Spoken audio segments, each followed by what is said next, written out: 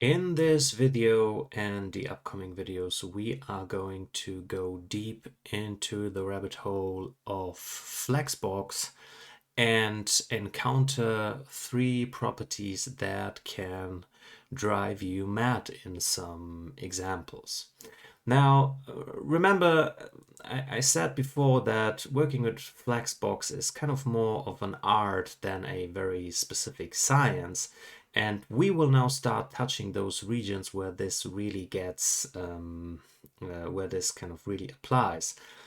Now, with Flexbox, you cannot really have this approach that, I don't know, you might have with, I don't know, working with some tools in, let's say, Photoshop or something, where you say, okay, I want to know exactly what that tool is doing, and then please, now I know what to expect, and my stuff will always behave the way I want it to. Now, since Flexbox is, as the name says, designed to have to be flexible on its own, this flexible in that sense kind of is is a kind of warning sign, because it says I am going to decide how I am flexible, but kind of on my terms.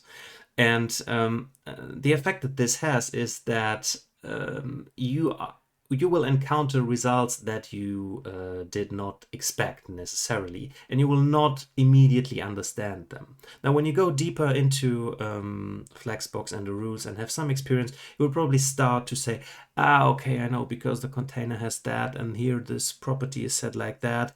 That means that the child is behaving like that, and you will start to understand those things, but this will not happen immediately. And while for the very simple cases, you will be able to do most of the stuff 9 of 10 times without a problem.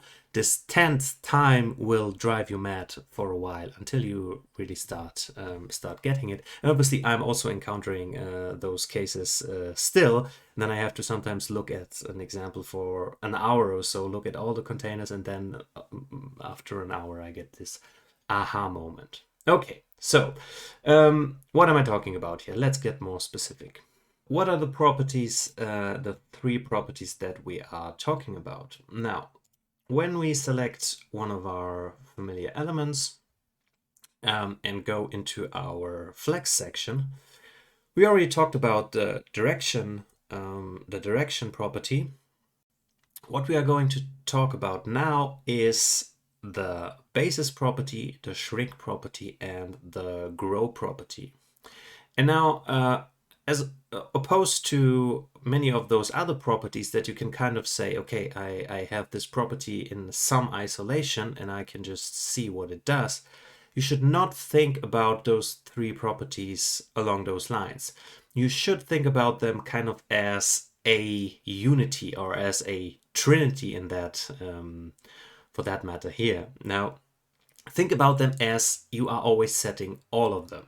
Now, and you kind of are always setting all of them because they are never unset. Now, they start with some default values, which are 1 for shrink, 0 for grow, and normally auto for the basis.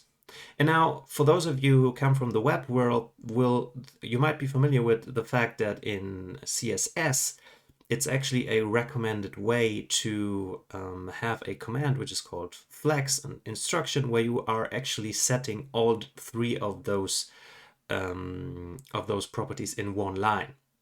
And that's actually telling, because basically CSS is telling you in this moment, don't look at them in isolation, always treat them as being kind of tightly connected and influencing each other, and kind of only making sense when you treat them together as a unity.